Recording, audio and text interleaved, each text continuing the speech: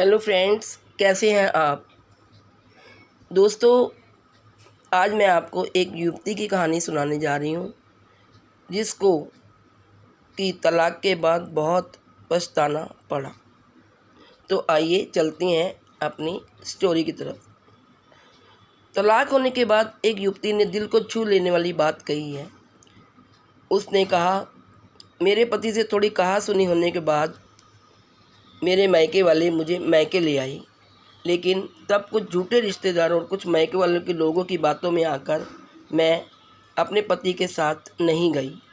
नई नई शादी हुई थी, मतलब कि 7-8 महीने हुए थे, और भविष्य में क्या परिणाम होगा यह सोचे बिना मैं उनके बहकावे में आ गई और अहम संतुष्टि के प्रयास में सबक सिखाने के लिए उल्टा अपने पति और ससुराल वालों को दहेज के झूठे केस में धोखे में फंसा दिया। पर अब धीरे धीरे 6 साल हो चुके हैं और मैं घर पर ही बैठी हूँ। केस सारे झूठे थे, तो समय गुजरते मेरे पति और ससुराल वाले अदालत से बरी हो गए और मेरे पति ने दोबारा शादी कर ली। आज सोचती हूँ, मेरे पति लेने आए थे तभी मैं उनके साथ चली जाती, तो आज मेरे भी एक तो बच्चे होते और मैं भी अपनी सहेलियों की तरह खुश होती।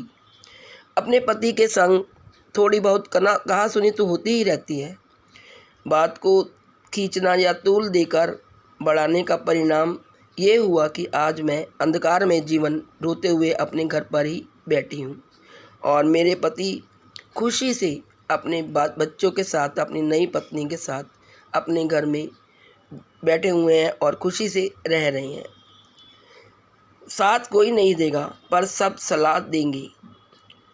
आखिर में आपको मानना है या नहीं मानना ये आप पर डिपेंड करता है, लेकिन आखिर में ज़िंदगी किसकी तबाह होगी? आपकी ही।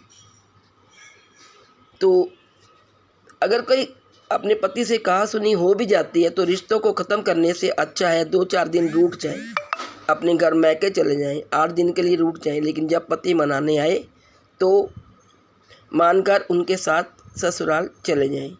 ज़्यादा मान मोल की अपेक्षा संबंध को ख़राब कर देते हैं। अगर हम चाहते हैं कि हम ज़्यादा मान दें या ज़्यादा हमारे आगे गिड़गिड़ाएं तो वो संबंध टूट जाते हैं। लड़की को चाहिए कि रिश्तेदारों और माता पिता के बहकावे में कभी ना आए। शादी के बाद मायके के आश्रित रहने का प्रयास ना करें, क्योंकि मायके में वो इज्जत नहीं है जो ससुराल में अपना घर बनाने में है। जीवन ससुराल में कटना है, ना कि मायके में। ज़िंदगी तो एक लड़की की बर्बाद हो जाती है, ना कि रिश्तेदारों या माता पिता की।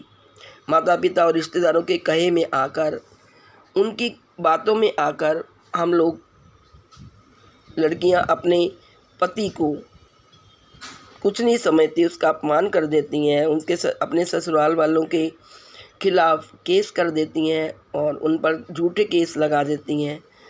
तो इससे जो तलाकशुदा लड़की को समय गुजरते माँ बाप भी बोझ समझकर ताने देने लगते हैं। माँ बाप के घर भी दिन भर काम में लगे रहना पड़ता है, वहाँ कौन सा तुम्हें बैठे बिठाई मिल जाता है। कई बार जीवन लीला समेट लेने को भी मन करता है।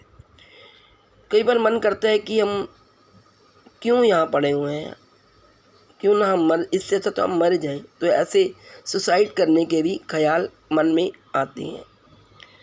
तो वही युवती अब सबसे कह रही है कि मेरा निवेदन है कि लड़के खुद अपनी ससुराल में माँ बाप को दखल अंदाजी ना करने दें। जिन लड़कियों के माँ बाप की उनके घर में इंटरफेयर होता है, वो दखल अंदाजी करते हैं, उस लड़की का घर कभी बस नहीं आता। तो उनको चाहिए कि वो माँ बाप को चाहिए कि लड़की के घर में इंटरफेयर ना करें, और लड़की को भी चाहिए कि वो अपने माँ बाप को अपने ससुराल में इंटरफेयर ना करने दें। छोटी छोटी बातों का दखल लड़की का जीवन बर्बाद कर सकता है। मायके में कितनी भी सुख समृद्धि हो, पर असली मानसिक शांति और संतुष्टि तो ससुराल में ही मिलनी है। तो इसलिए वही युवती आपको कह रही है कि सोचिएगा ज़रूर।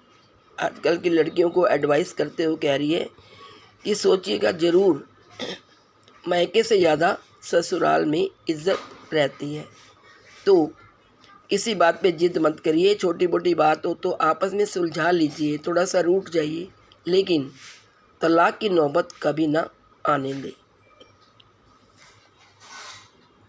ये मेरी एडवाइस है सब नवयुवतियों से, तो सोचिएगा ज़रूर।